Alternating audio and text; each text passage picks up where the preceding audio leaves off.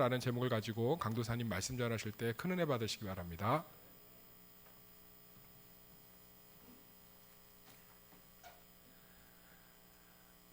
안녕하십니까.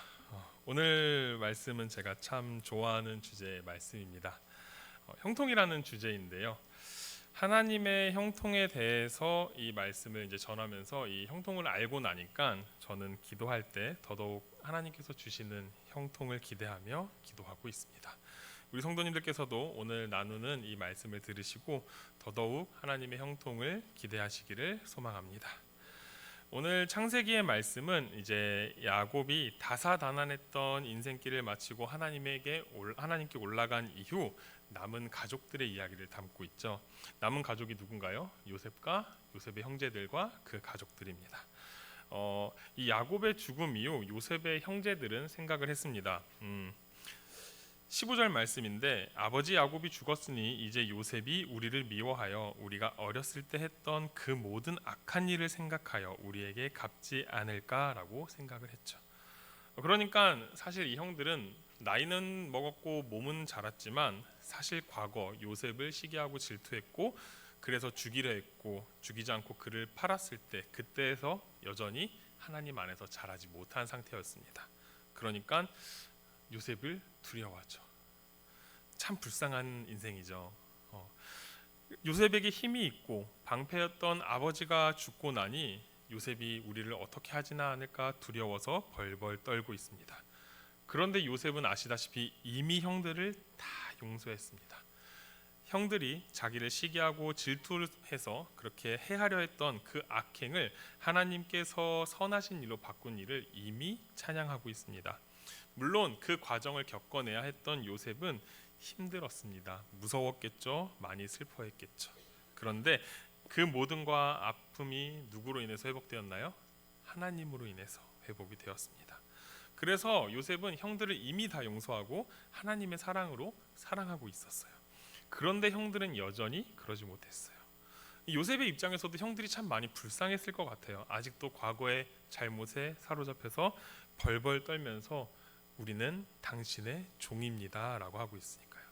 이런 형들에게 요셉이 오히려 간곡하게 얘기합니다. 제가 하나님입니까? 하나님께서 이미 다 용서하셨는데 그만 무서워하세요.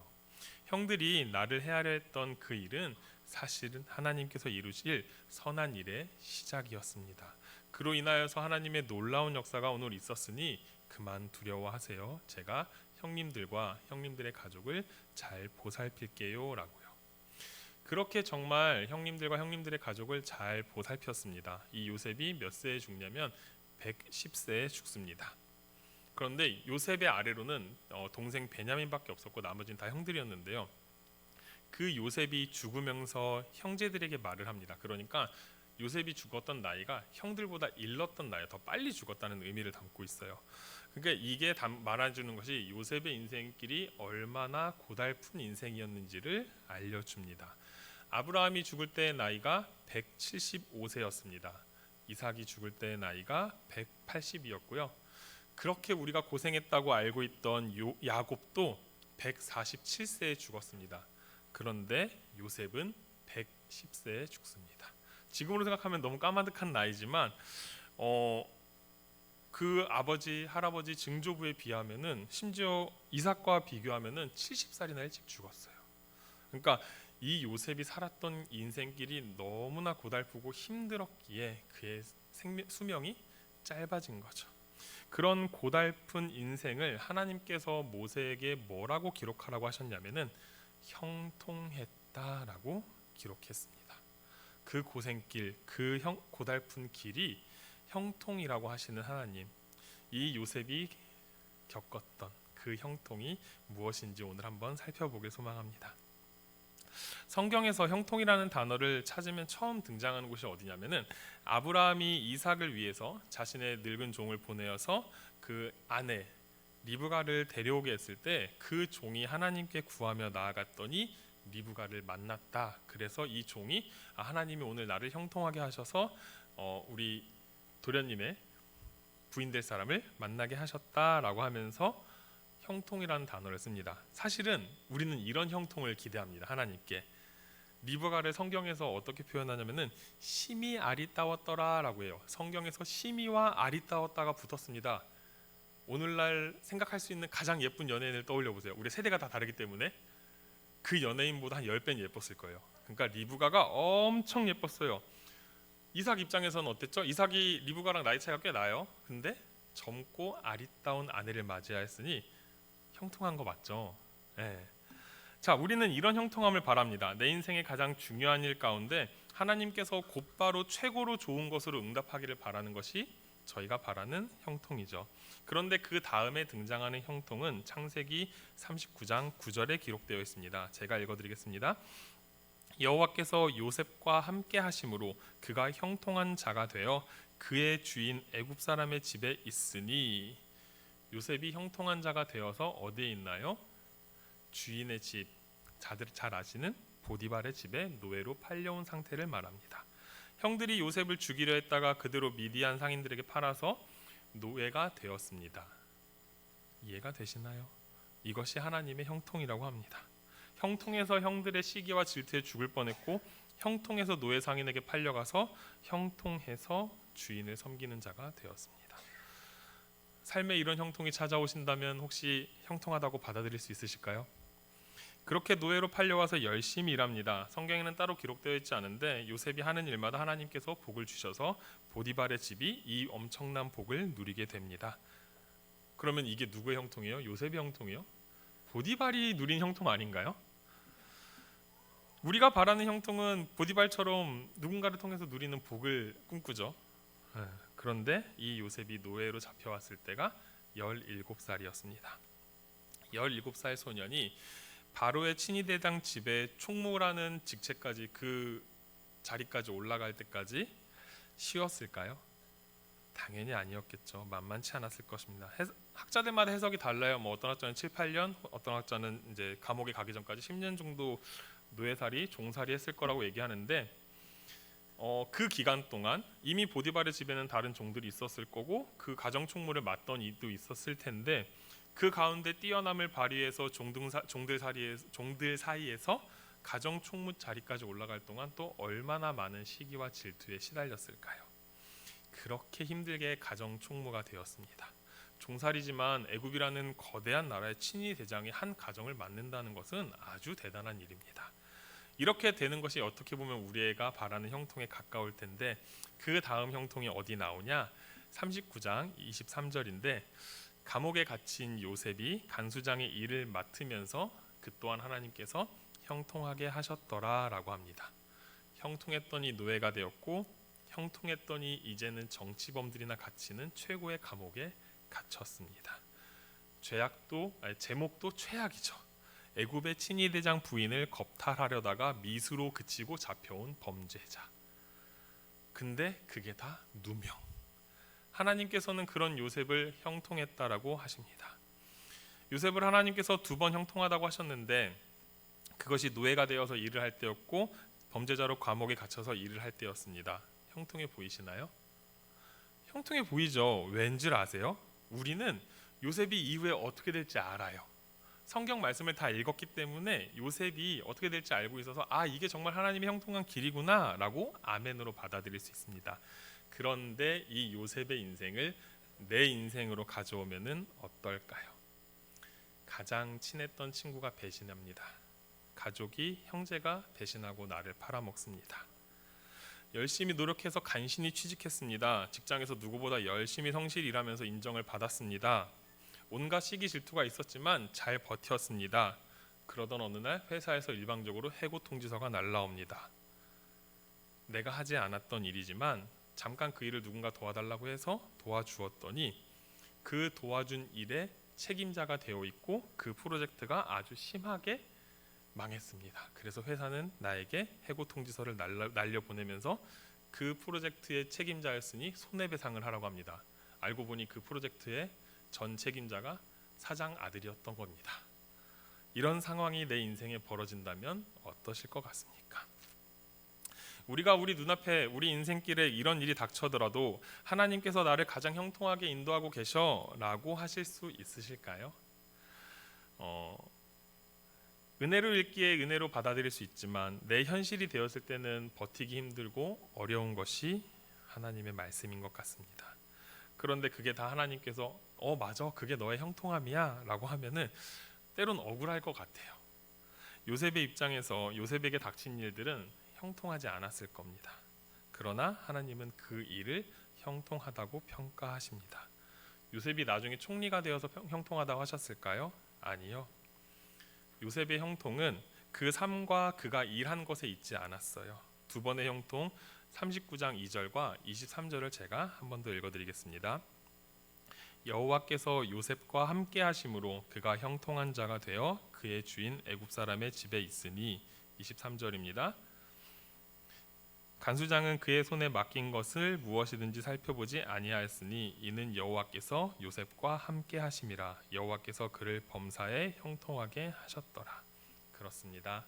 형통은 여호와 하나님께서 함께 하시는 것이 형통입니다. 형통은 일이 잘 풀리거나 우리 삶의 길의 방향에 있지 않고 나와 함께 하시는 하나님을 인식하고 알고 그 하나님을 생각하며 하나님의 방법과 뜻을 구하며 살아가는 것이 형통입니다. 요셉이 종으로 팔려갔습니다. 철없던 요셉이 노예로 팔려갔다 해서 하루아침에 변하지 않았을 것입니다.